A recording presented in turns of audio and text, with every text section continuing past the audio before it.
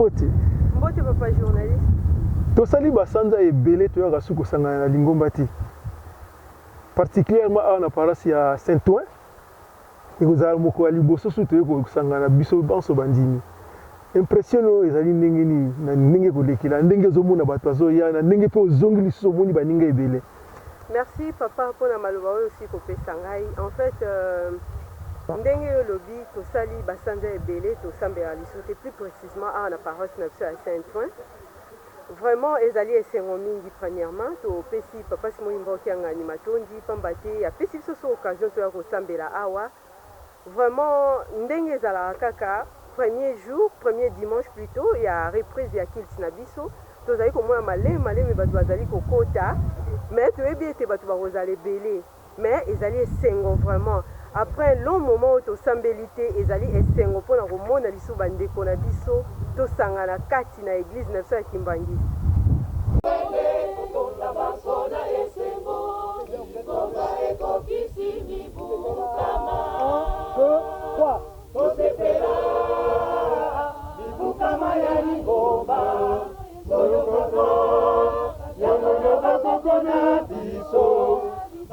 Monite batata pe ba monite bisoto moni yango tosepela bibo kama ya Lingomba totonda Nzambe na biso Kimbangu kyangani tosepela bibo kama ya Lingomba bakoko kaselaka yango kasi bamonite balongi etumba tosepela bibo kama ya Lingomba biso baso tozala nsima ya tata Kimbangu tosepela mibukama ya Lingomba toyokaka yango na bakoko na biso bakoma monite batata pe bamonite biso tomoni yango tosepela mibu kama ya Lingomba totonda Nzambe na biso Kimolimo Molimo mosatu tosepela mibu kama ya Lingomba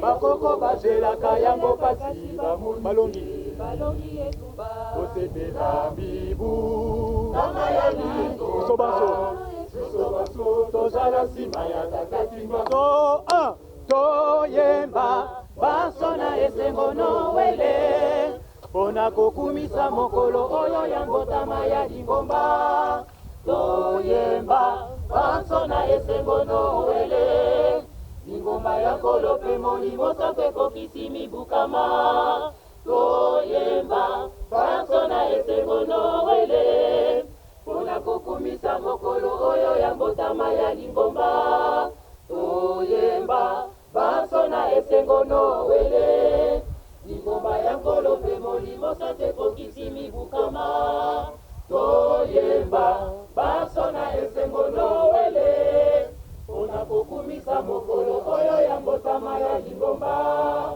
toyemba baso na esengo nowele Lingomba ya nkolo pe molimo santo ekokisi mibukama toyemba baso na esengo nowele mpona kokumisa mokolo oyo ya mbotama ya Lingomba toyemba baso na esengo nowele Lingomba ya nkolo pe molimo santo ekokisi mibukama toyemba baso na esengo nowele Mbote mama na biso mbote mama. Toli toyeba kombo na ezali nani outi na vili nini? Kombo nanga mama Bele Tunda Elizabeth. Navandaka na mboka à 150 km Merci maman. Na mboka arrête déjà musika. Bon, toli toyeba impression na ezali nini par rapport ya basan ebele, basanze ebele oyo tosali toyanga na lisusu te kati na Lingomba. Impression na yo ezali ndenge nini? Impression nanga yali esengo ezali makasi. Poto banoko zelaka moment. Lelo pe loko ale bayebisaki biso ke tokoya eloko liboso kotanga kaka le nazwika message ngabi dimanche ka fera kenda nzala. Na ye na komi na gare na kutana baninga ezali esengo mingi ko makambe leki ya mingi. Mais toi na Nzambe penzo ya bomoyi poto kokumisaka tango nyonso papa simoki manko. Tokobanga. oye elingi esalema kasi makanisi ya moyini te ya moto ya moki te me ye moko atambwisa biso ndenge amesana kotambwisa biso ezali pene esengo makasi ingeta liloba ya suka nalingi natuna motuna ya suka nalingi natuna yo concernant centenaire biso ekutelaki biso na kati na bandako tozalaki na kati ya confinement ndenge papa alobaka ete to respecte mibeko ya leta sikoyo personnellement yo mama esalaki yo ndenge nini par rapport ya centenaire tozomona na nkamba bazosepela na mokili mo bazosepela me biso awa na France tozalaki na confinement esalaki yo ndenge nini mama na biso ngai personnellement namonaki même confinement yango te parce que naki na kati ya ndako nanga me naki na esengo à partir du moment que naki en direct avec nkamba avec la ratelki donc nanga nakodefleka na ndako nga moko kota cuisine kota bachambre bimale esengo mpenza elaki esengo makasi centenaire talaka centenaire nandimaki bapapa bakende bamama bakende pasi oyo bamonaki ekoma esengo na biso nasepelaki makasi namonaki confinement en tout cas ça sûr namonaki na ngango te po elaki esengo toyebi ke papa lokola kuna bango baki na esengo ndenge biso nyonso toyaki esika moko. Merci maman totondi obodo merci bao baye te okoyebisa bango nini mpona bo baye te problème yali wana eyali moto na moto ana likambo na ye oza koyoka moto na moto ana likambo na ye yo ozali yo nga nazali ngai conception ya moto na moto mpe ezali ndenge na ndenge okoconcevoir na ndenge na yo bamosusu par manque de moyen peut mpe nzoto malamu te ya tout ça omoni kaka. Merci maman totondi oboto nasepeli makasi merci.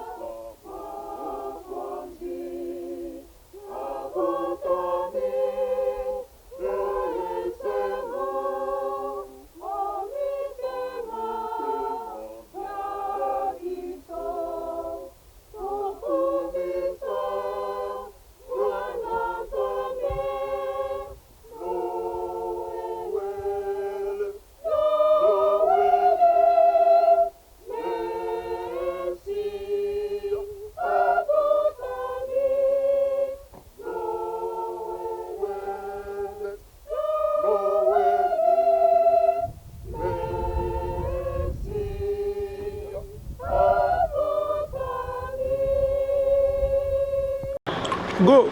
Bote mama na biso. Bote mama journaliste. Tolingi toyeba kombo na nani outi na ville. Kombo na ngai mama Fifi Kuka. Nauti na département 95 na Arnouville. Ya solo tolingi toyeba impression na ezali nini après temps mulai o basande belé to sambelité siko lelo to kutani lisusu lingomba ya bakimbangiste. Impression na ezali nini mama?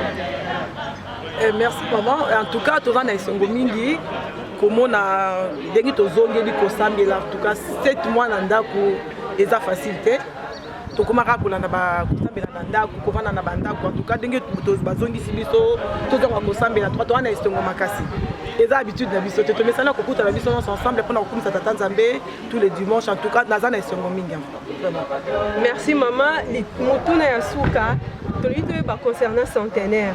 Écoutez la biso na confinement, tozota na nkamba en direct, bazo sepela biso tozaki na confinement, kuna na Congo na bamboka mususu pe bazo sepela mais yo sikoyo mama na biso na paroisse à Saint-Ouen plus précisément na France, impression na ezaki ndenge nini, ya réaction na ezaki ndenge nini par rapport à centenaire o elekeli biso na bandako. En tout cas, Zaki passe pour la biso ba tozwaki moyen ya kokende na Yerusalem limité mais en tout cas to raté qui en côté bien que na banda ku mais en tout cas ambiance ezalaki to ça qui va direct na biso na banda ku to sepela ki to ça qui va culte na bon c'est ba prière na ndako mais et telekala ki biso bien na banda ku bien que to zalaki moi musika ya bandeko wa kendaki mais to zalaki ensemble en tout cas na molimo. Merci Tonton Dio Botondi. Merci maman. Pas biso. Mbote maman. Papa tolingi toyeba impression na yo par rapport ya temps oyo tosali basanza ebele tosambelaka te lelo tokutani lisusu biso na biso bandeko ya bakimbangiste impression na yo ezali nini par rapport ya mokolo ya lelo na temps nyonso tolekisi tosambelaka te na kombo tata mona peli mosantu merci pour so maman ndenge opesinga maloba kombo ezali mutation de grande ici pour rotation de mbango ndenge otuni motuna ezali lelo ezali mokolo moyembe na kasi na mokanda mwa nzambe balobi na biso ete tata nzambe abulisaki dimanche donc apambolaki yango mpo ete biso bana na ye tomata epai na ye na ngomba mpona kokumisa ye kosanzola ye mpe koyoka liloba na ye parce que eza recommandé ntango mokolo mwa lelo bayebi na biso fo tosambela esengo ezali makasi parce que tokomaki bachômeur spirituel tofandaki na bandako mingi mpe bolembo ekotaki konfirme na biso na banzela ebele mais lelo bapesi biso mbela ete tokoka komata na ngomba tata nzambe mpona kokomisa ye ezali esengo mingi donc ezali mokolo moko lelo mpenza fale tozala ebele bato bazalaka na esengo biso nyonso tozala na esengo parce que tomonanaka te ça c'est la famille l'église kimangi c'est une grande famille tomonanaka susu te papa toni azozwa biso na bili papa na biso mama na biso tomonanaka susu te mais lelo tata nzambe apesi biso opportunité ya koya na kati na église mpona kokumisa ye donc mokolo mwa lelo ezali mokolo oyo ezali recommandé parce que tata nzambe asalaki 6 jours 7e jour na ye apemaki donc 6 jours atravaillaki mais 7e jour apambolaki mpe mpona biso toyebi ke mokolo mwa dimanche ezali mokolo moko depuis na bamboka ezali mokolo oyo monene donc soki obombaki elamba ya kala fo elamba ya sika fo bimisa yango mpo ya lipa tata nzambe ozala propre mpona nini tata nzambe azali kozela biso donc toyebi tokutani tokoyoka mokanda mwa nzambe tokomona lisusu bakorale koyemba misike ekobeta ekozala esengo mingi ntango tokozwanga bandako mpe ezali charge oyo tokozwa mpona ezala na biso na kati na banzoto mpona semaine na biso ndenge tokobanda mpe mwa na biso ndenge ezali kosuka na mwa dino parce que toyebi ke dimanche prochain ezali mbotama tozali déjà na kati ya semaine ya mbotama ya mokolo yesu papa delonga na kiangani salon. Oui, papa, motune ya suka tolingi toyeba concernant centenaire ndenge ekutelaki biso na confinement tozalaki vraiment na moyen ya koyanga na boye te ekutelaki biso na confinement ndenge papa ye moko alobaka ete totosa leta totosaki leta tovandaki na bandako toza komona na nkamba bato bazali kosepela papa sikoyo mpo na yo okoki koyebisa biso nini concernant centenaire ndenge elekaki biso tozalaki na confinement. Merci maman pour la motuna centenaire d'abord biso nyonso tozalaki na esengo parce que eza na lingomba moko te oyo na mokili oyo motu moko asali kuti 100 ans donc l'église qui 100 ans ministère ya papa Simon Kimbangu bato bafingaki balobaki bakritikaki mais 100 ans ekoki ezalaki fête moko monene parce que mois oyo avril mpona biso ezali lokola début année parce que biso notre bandaka bonne année na biso ezali na mois d'avril dans le 6 avril est tombé bonne année pe centenaire na biso bakimbaniste donc ezalaki mokolo moko même si tovandaki na ndako parce ezalaki ete esengo wana tolingaki to vivre yango biso banso elongo na bandeko kasi na bamboko tofandi makambo circonstance oyo ekomelaki biso epermetaki te tokoka komata na kati na etonga yango na ntango babengi biso mbela ete baculte ezongi totiki bandako tobongami rapide mpona koya kocontinue chaleur wana oyo ezalaki na mboka nkamba mokolo na 6 avril kocontinue kino tokóma mokolo mwa le 6 avril 2022 nde tokosisa centenaire mais pour l'instant centenaire ezali kocontinue même lelo fo chaleur ezala fo biso nyonso tozala na esengo parce que centenaire wana mapamboli wana bene biso tata nzambe apesi biso ezali mpona biso nyonso malgré tout moto moyindo azali kosala kaka tetu mpona likambo papa Simon Kimbangu mais avec le temps ndenge balobaka likambo papa Simon Kimbangu ekendaka nango malembe mokili koyeba mpe bakopesa biso confiance bakokomprendre ke papa Simon Kimbangu azali nzambe kaka mpona biso te mais azali nzambe mpona mokili mobimba totondi oyo botondi ngande moto atondi